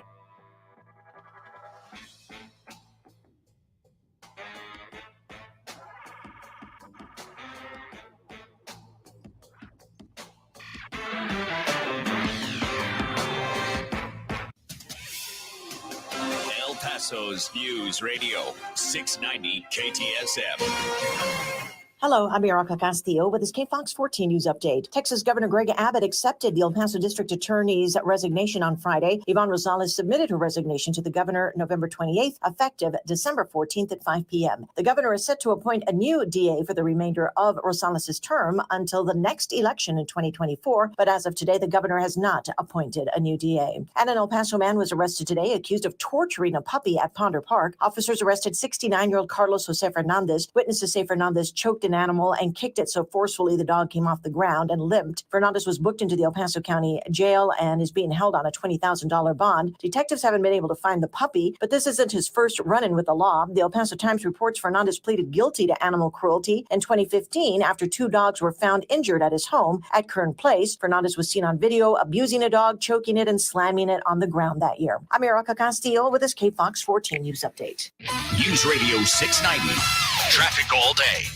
In the Upper Valley, I-10 westbound at Vinton, a vehicle on fire. It's also blocking the right lanes, I-10 westbound between the Hunter Viscount exit and the 54 Patriot. 9-minute on and off delays there. Montana Avenue eastbound from Trowbridge out past Zaragoza, it's a 16-minute delay. And that earlier crash blocking a couple of lanes, Pebble Hills eastbound at Joe Battle is clearing. Carrie Edwards, El Paso traffic. From the KFOX 14 Severe Weather Center, this is Chief Meteorologist Sandra Diaz. Our warm winds will subside through the night, leaving us with lighter winds for tonight and a not so cold night either. However, we do have our next weather maker arriving for the start of the weekend. That will cool us down and also give us more clouds and a start of a chance for some rain. Log on to kfoxtv.com for your latest forecast. This report is sponsored by WellMed, specializing in primary care for people on Medicare. During the Medicare annual enrollment period, choose a plan that includes WellMed doctors. They care because your health matters. Visit mydocmatters.com. Finding great candidates to hire can be like, well, trying to find a needle in a haystack, but not with ZipRecruiter. Its powerful technology actively finds and invites qualified candidates to apply to your job. So while other companies might deliver a lot of hay, ZipRecruiter finds you the needle in the haystack. See why 4 out of 5 employers who post a job on ZipRecruiter get a quality candidate within the first day. Try ZipRecruiter for free at ZipRecruiter.com/free. That's ZipRecruiter.com/free. Research shows listeners prefer a personalized experience. So to help you remember, Liberty Mutual customizes your home insurance. We personalized this ad for Amber, who really misses boy bands from the 90s. Hey girl, I'm the cute one, here to tell you how Liberty Mutual customizes your home insurance so you only pay for what you need. I'm the heartthrob. The only thing I love more than you is saving. And I'm the other boy in the band everyone forgot about. Just happy to be here. Only pay for what you need at libertymutual.com. Liberty, liberty, liberty, liberty. Any first responder will tell you never try to beat a train. After braking, it can take a mile for a train to completely stop. A mile. That's also how far a car can be dragged when a train hits it. So when you come to a rail crossing, stop, because trains can't. Paid for by NHTSA. Join GDIT to make a difference impacting the lives of individuals and families. We're hiring bilingual Spanish-English customer service representatives with part-time opportunities available. Apply now at gdit.com/make-an-impact. This report is sponsored by General Dynamics Information Technology. The most current and comprehensive. Just minutes away at the top and bottom of the hour, and always online at ktsmradio.com. News Radio 690 KTSM El Paso. Live from the KTSM AM 690 studios, it's Talk El Paso with Andrew J. Polk. To be a part of the show, call 915-544-KTSM or follow on Facebook at facebook.com/Talk El Paso. Now here's your host, Andrew J. Polk. Thank you all so very much for joining us here for Talk El Paso, airing live on News Radio 690 KTSM. I'm your host, Andrew J. Polk. Thank you for tuning in however you may be doing so, be it on air, online, live streaming through the free and reliable iHeartRadio app, or joining us over on the various social media pages we're up on these days. Facebook.com/Talk El Paso, the Talk El Paso channel over on YouTube, Twitter at Talk El Paso, or Twitch.tv, Andrew J. Polk. I got to tell you, I'm having a wonderful time here, and I almost always do. It's the reason we do this Friday, even if we get difficult sometimes. Oh, I'm here for it, and I'll be here for it every Monday through Friday as we are. I do have to warn you, we'll be off next Friday. We'll be actually headed out of town on a bit of business, but we'll still do the free-for-all show on Thursday. I think, what have we settled on? Talk about it Thursday? It needs some work. We need another syllable in there somehow. Talk about things Thursday? I'll work on it. Any case, still back here and doing it for the rest of this hour. So let's jump right back in on the phone calls right now. So we do have Stephen on the east side of town line with us here right now. Stephen, thanks for joining us. Andrew. Hey there. What's on your mind? Well, I usually call for some reason, and then somehow I get pulled into having to educate either Eric or Raul. So what he's doing there is whenever someone maybe posts a link somewhere, and then you look at maybe the sources, you go further in, or it's associated with somebody, it's not really an argument that Barbara or anybody was actually making. But what he's going to do is going to associate anything to anybody who is associated with that link to that person as if that person agrees with everything that was ever said by that person. Now, if you want to play the same game, that means that Barack Obama believes that everything that Jeremiah Wright said. That means a lot of these Democrat politicians must automatically agree with everything that Louis Farrakhan said. And maybe Eric, since he defended La Raza, maybe Eric needs to be held to account for everything that the members of that group, La Raza, has ever said. So if we want to play that game, then you can go ahead and do it. But defending Western civilization and the good things that came out of Western civilization is totally fine. It depends how it's done. Just like if you defend things that come out of Latin America. I mean, there's a lot of great things about Mexican culture, Latin American culture. Yeah, and absolutely. I think it's great when people want to defend the good things about those cultures, whether it's European culture or Latin American culture. Yeah, fair enough. I'd agree with that in general. And I mean, yeah, an issue that came up, I can't remember if it was this week or previous week, it was about specifically the Center for Immigration Studies that we have talked about previously and even talked with people a part of that organization there. And yeah, definitely don't subscribe to everything put forth on there, particularly more of the hardline immigration stances that they take in and then have that issue with here. But an important analysis has certainly come out of it. I guess I kind of think of it like, the newspaper, that by sourcing a newspaper, you're not agreeing with everything it is said, particularly not in the opinion section of it here, that there are discrete ideas that can be considered. I guess that's, again, the real kind of loggerheads that we're at in this particular part of the discussion. And what we're talking about here is that if you can't discuss individual things, individual ideas, without bringing in everything associated with them, we're not going to get very far at all, because frankly, if you want to drill down to it, everything probably has something problematic with it. There is nothing. And that's why some of those like online debates end up being so circular and I can't say the second word I want to do here. Self-pleasuring. Can I say that way? Probably. In any case, point is that when you're not actually debating ideas on their own merits and saying, well, this is problematic that way, therefore we can dispense with it, as seems to be the point of view of some, you're not actually getting anywhere. I mean, it's like a rocking chair. Feels like you're doing something, but you're definitely not getting anywhere. Yeah, and sometimes I know it sounds juvenile because the arguments being presented there are juvenile, but sometimes in order to illustrate the point, you have to kind of feed them with their own medicine. And I don't expect you to do that, but a lot of these people who went to university, they smoked a lot of pot growing up, they still do. Their brains don't develop fully. They're still stuck in the teenage years. They never had a job that actually required any skill. They probably have a lot of student debt and they can't pay it off because they have a worthless degree, live with their parents, and all they do is online troll. So that's all they're good at. And it's kind of sad because a lot of these potheads, they're depressed. Neurological study recently came out, 4 times more likely to be depressed if you're a chronic pot smoker. But also it just it underdevelops your brain as you go into adulthood. So that's kind of what we're dealing with. Mm-hmm. And I, just like I said, sometimes you play the games that they're playing. I just did it as an example. Fair enough here, and I don't want this to take up everything here, but people, I mean, well, if Friday is available for, it's definitely this here, but there are other points that you wanted to make, something more substantive, perhaps. Yes. So I think a lot of Americans actually want to be fair, and I love El Paso. I love the people here, but, every once in a while you find out about people who maybe they have a business over in Juarez. They make decent money over there. They live in the U.S. They don't have to report their money in the U.S. And so they actually don't report it, and they kind of get the benefits of welfare here while living in El Paso while making enough money over there.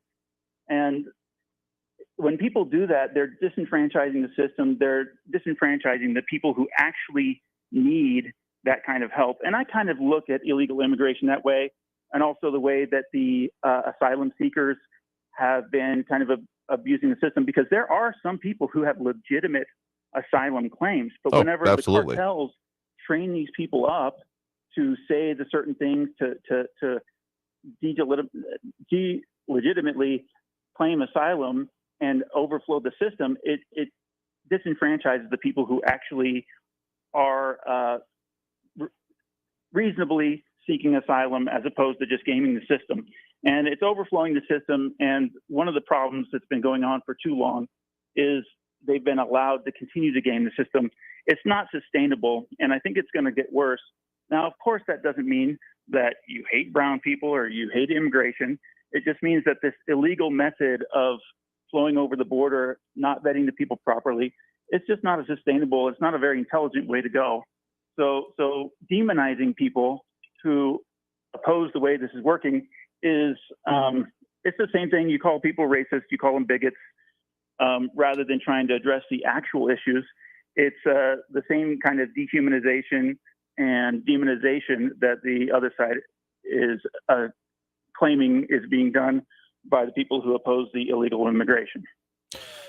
There are absolutely legitimate asylum claims, and I'm aware of not the entirety of them, so I can't comment on that, but some of the cases I'm aware of that I am honestly not sure if I can describe here on radio without getting FCC fines. That is how horrific some of the cases are involving. Yeah, no, I can't even get close to the description of what the story is and what had happened. So some of the people basically being threatened by cartels and the physical consequences that had been imposed upon them and their family that led to them to flee for their lives, and not just flee, but leave literally everything behind here. Those are the kind of stories that do end up going through these immigration courts. And it is not a simple process. It is an incredibly complicated one and a very stringent one, particularly in our area for the El Paso region. Again, the last time I was able to fully see stats of comparison here, El Paso was one of the most stringent region, upwards of 90% denials of asylum cases here. And so if someone's coming through and just hoping that they're going to be able to BS their way through, that's never really been the case here locally, because it seriously takes a lot of burden of proof on the individual to say that they qualify for asylum. It's kind of a reversal, honestly, of the whole innocent until proven guilty. It's a presumed ineligible until eligibility is proven. Whether that's correct or not, that's an issue for lawmakers that probably should be taken up as part of immigration reform, which we have been desperately needing anyway, along with border security. But I will agree with you that the idea of this, it's not exactly human wave, but it is an overwhelming of our systems here. But it's not necessarily rushing the fence, as like I remember hearing about growing up in the 90s and things like that, particularly in Southern California. But the fact of the matter is that when we do have this overwhelming of it and this, the illegitimacy that's happening with it, then we do have those very incredibly disturbing and therefore deserving of asylum cases being maybe not exactly crowded out, but having to have that much more burden put on them because of it. So it is a problem here. And I don't think that having a sense of propriety about it, or a phrase I was reminded of lately, as the Australians would put it, fair dinkum, that something should be done correctly and should be done fairly, is not an incorrect one. If anything, I think in this whole system, we need more resources. We need more put into it in order to get through this backlog, deal with these issues, and make sure we are dealing with it fairly. A lot of the things that we've seen put into place, including for the city of El Paso, the county, those kind of things, have not been because, we've got all the resources, this is just the best solution we can come up with. It's we don't have the resources and we got to do something or things will be overwhelmed. So yeah, it's a problem. Yeah, and as long as it continues being overwhelming like this, especially that Title 42 goes out, then you're going to hear and learn about a lot more of these cases where, this has been going on for a long time, where the cartels, they'll charge $10,000. Oh yeah, and it's the modern day slavery that's being promoted here, because the people get here to the U.S. and they're expected to send that money back. They're indentured servants to the cartels, and to keep paying that money off. Otherwise, bad things will happen to their family over there. And then there's also the child sex trafficking and everything that's going on under there, because it's just too many people to keep track of all at once. That you can't keep track of that many children, and they end up getting sent into very bad situations. We're going to be learning, I think, a lot more about all the terrible things that are going on over the next few years, and it's really sad. Yeah, I mean, the amount of stash houses that we've heard about just locally, numbering in maybe not the hundreds yet, but definitely hundreds of individuals having been caught up in this. I mean, it's calling it a problem is almost too simplistic at this point because there are so many levels of it and issues that are caused by it, and even by not paying enough attention to it. I mean, even just by saying, let's just let everyone in and deal with it, that would not solve these issues, as much as I would never reasonably suggest that. But as has been forth saying that, no, it's not the enforcement at the issue. It's just the policies. It's just the immigration law. These things would still be happening, and why a comprehensive solution is what I would love to see, and am super not going to hold my breath about seeing happen anytime soon. That would take so many different changes happening within legislative norms at this point in time that I'll call it a miracle if I see it within my lifetime, frankly. Well, I encourage people to, continue to help feed the people. It's not necessarily their fault. It's just a problem with the people who are running things that aren't doing things very efficiently. And, we feed people through the church and everything like that and help them out. But hopefully the administration wakes up and works out a better system. Have a good weekend. Sure, you too. Thanks for the point in the call. Have a good one there as well. All right, with that, let's try to squeeze in at least one more call here before we get to that next break here. We do have Andrew on the west side with us right now. Andrew, thanks for joining us. Yes, thank you very much. Just wanted to change tracks a bit. Sure. President Biden is going to attempt comprehensive gun control. In other words, he wants to ban semi-automatic weapons. He's going to try to ram this through this lame duck session. Yeah, okay. I know that there have been some statements put on those ways, particularly after the most recent incident that came down here. I'm forgetting the name of it offhand here, but I will say that having looked north of the border here, a very similar type of thing has apparently just gone through in Canada, effectively blaming banning a lot of pretty much all semi-automatic weapons as well here. So I wouldn't necessarily call that a roadmap. The gun laws in frankly, the U.S. and Canada are incredibly different, but I guess I could see some influence coming from that as well. Well, yes, Biden cites the 1994 assault weapons ban. He says, I did it before. We'll do it again, quote unquote. However, what the president fails to reveal to the American public, that was pre-Heller. That is true as well. It was pre-Heller, and also, if anyone calling it in the vein of the assault weapons ban, that was a non-retroactive law, meaning it didn't affect anyone who already was in possession of it. It banned the future sale, importation, not exactly transfer, but creation, etc. So many of the things I've seen coming in that vein are actually going much further than that, the way it's been being put here. So I haven't seen the exact policy position or legislation being suggested there. We'll see if it happens. I mean, even if with the example of like what happened with this railroad situation, I'm not sure that even with the composition of the House and Senate as it exists until essentially the end of the year, that would be something totally viable, or at the very least not immediately going to face challenge during the next session. Yes, agreed. Well, one last thing. Reference Eric McNabb and his statement he made about your listeners to this show. Well, Eric, I'll tell you this. I'll put my academic credentials up against yours any day. Anyway, Andrew, have a good weekend, and thank you for allowing me to come on your show. Absolutely. Thanks for the point in the call. Do appreciate it. Take care. All right, you too. And with that, we have to take that next break. Coming out of this break, we're going to, squeeze in what we can. Tell you we got coming up for you on the program. A lot to come up in the next week and close out the show. So stay tuned. More Talk El Paso after this break here on News Radio 690 KTSM. Stay tuned.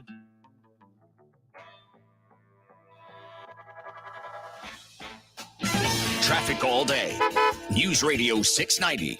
Slow traffic in the Upper Valley. I-10 westbound at Vinton. A vehicle fire is blocking the right lane. Expect delays. I-10 westbound at Cotton. A stalled vehicle blocking the left shoulder. I-10 westbound Hunter to the Patriots. A 12-minute delay. On the 10 eastbound from Cotton to Paisano, 5-minute delays. And Montana Avenue eastbound very slow from Trowbridge out past Zaragoza, 17-minute delays. Carrie Edwards, El Paso traffic. This report is sponsored by WellMed, specializing in primary care for people on Medicare. During the Medicare annual enrollment period, choose a plan that includes WellMed doctors. They care because your health matters. Visit mydocmatters.com. Hey, Texas. There are approximately 950,000 individuals in Texas living with a serious mental illness, which is an individual risk factor for severe COVID-19. If you or someone you know is living with a serious mental health condition, such as schizophrenia, major depressive disorder, or bipolar disorder, make sure they know where to go this holiday season to stay safe and healthy. Visit covidvaccine.texas.gov to find resources and location information for vaccine providers near you. Stay healthy, Texas. Safe gun storage is the duty of every gun owner. Just follow these 3 steps. 1. Store firearms unloaded and secured using a storage device. 2. Store and lock ammunition safely. And 3. Keep others from getting access at all times. There is a safe gun storage option for every budget. To learn more about safely storing firearms, go to safegunstoragetexas.com for more information. Let's keep them safe, Texas. Brought to you by the Texas Department of Public Safety. Be advised, this is a once-in-a-lifetime chance to save thousands on a hot tub or swim spa this weekend only, today through Sunday. El Paso County Coliseum. Be advised, this is a once-in-a-lifetime chance to save thousands on a hot tub or swim spa this weekend only, today through Sunday. El Paso County Coliseum. 18-month interest-free financing. Our factories have demanded we sell 1,000 hot tubs and swim spas this weekend. El Paso County Coliseum. Huge factory incentives, factory rebates this weekend only. El Paso County Coliseum. We can remove your old hot tub. Hundreds of hot tubs in stock, ready for immediate delivery. El Paso County Coliseum. Factory direct prices. Just relax and enjoy. El Paso County Coliseum. Friday, noon to 8 p.m. Saturday, 10 a.m. to 8 p.m. Sunday, 10 a.m. to 6 p.m. Enjoy free admission and free parking. El Paso County Coliseum. Call 855-SPA-SALE or visit spablowout.com. It's the time of year when we think of giving. The El Paso Community Foundation's 34th annual Spirit of Giving gives you an opportunity to give a gift to someone who would otherwise go without this holiday. Go to Pay for the gift, and the El Paso Community Foundation will deliver it. Or purchase it yourself and deliver it during the drop-off event. Spirit of Giving is brought to you by the El Paso Community Foundation and iHeartRadio El Paso. Get more info at spiritofgiving.epcf.org. El Paso's News Radio 690 KTSM. Live from the KTSM AM 690 studios, it's Talk El Paso with Andrew J. Polk. To be a part of the show, follow on Facebook at facebook.com/Talk El Paso. Now here's your host, Andrew J. Polk. Thank you all so very much for having joined us here for Talk El Paso, airing live on News Radio 690 KTSM. I've been your host, Andrew J. Polk. We have talked about a lot today, but I guess was more or less the point of it is having Free For All Friday. We get into a lot of stuff here, as we do, well, maybe not every day, but try to at least get the spirit of every Monday through Friday, 4 to 6 p.m. So a couple of notes for y'all for next week, talking more about the attorney situation. Yes, we'll probably have more updates, but also getting some perspective, including from some previous bench officials, as well as going to be talking more with our news partners there, as well as some of those situations involving the El Pasoans Fighting Hunger Food Bank. We are going to be off next Friday here, but we'll still do the Free For All show on Thursday. Don't y'all worry. So we'll have to leave it there for today because we're out of time here for the show. So again, do want to thank everyone, and I do mean everyone, that did tune in, call and comment, participate in the show. Because as much as I'm trying to get my goat, the goat's been out of the barn for a long time. So if you get it, you bring it back to me for you, will you? I don't take it personally, but I take it as probably an important thing for us to be able to have discussions. And we'll keep doing that as we do every Monday through Friday, 4 to 6 p.m. So going to have to leave it there for today. Out of time. I want to thank everyone again that tuned in, called in, comment, participated in the show in any way. Seriously, I think that this is an important exercise to be taken, not even just for us here in El Paso. I hope you get some benefit out of it, but also just as a society, as a country, etc. Because doing these kind of things, having these discussions is, well, a core part of the ideals that this country was founded on, I do believe. Anyway, leave it there for today.